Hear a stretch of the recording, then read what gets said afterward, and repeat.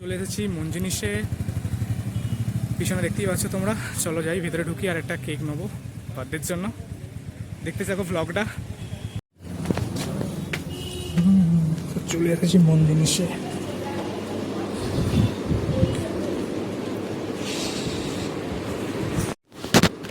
So finally একটা cake নিলাম।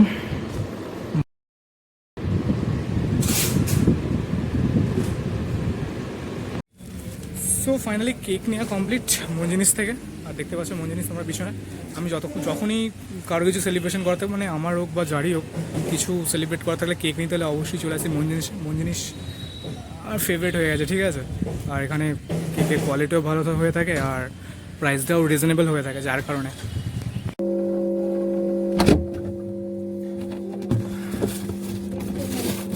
Finally চলে এলো কেক। আমার বার্থডে কেক রেখে দিই এখন ফ্রিজে। সো ফ্রিজে এখন রইল কেকটা। সন্ধ্যাবেলা তো কাটা হবে, তো তখন থাক।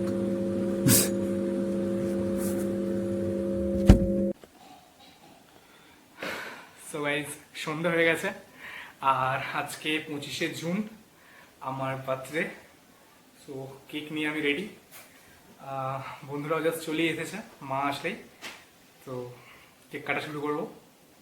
সো যারা উইশ করছো বা যারা উইশ করবে তাদের সকলকেই অনেক অনেক থ্যাংক ইউ। সো ব্লগটা দেখতে থাকো।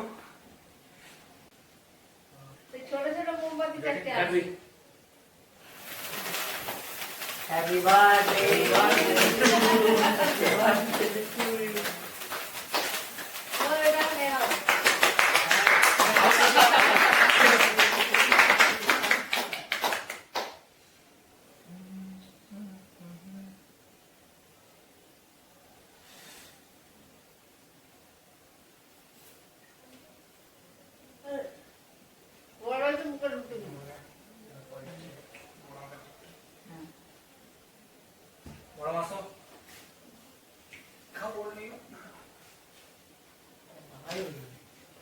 ঠিক আছে, তো হবে তাহলে ঠিক আছে।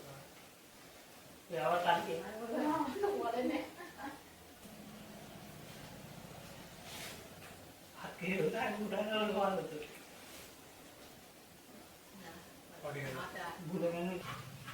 সো গাইজ কেক কাটা কমপ্লিট, বার্থডে অবভিয়াসলি। তো আজকে দিনে ছোট্ট একটা গিফট মায়ের জন্য।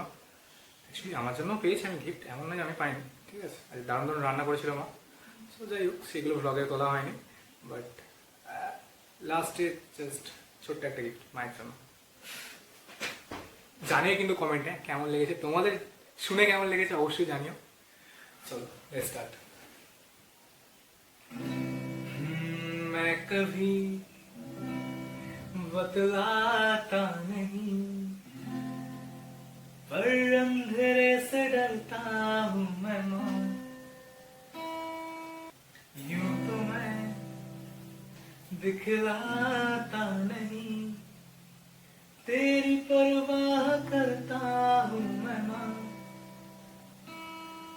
तुझे सब है पता है ना माँ, तुझे सब है पता मेरी माँ।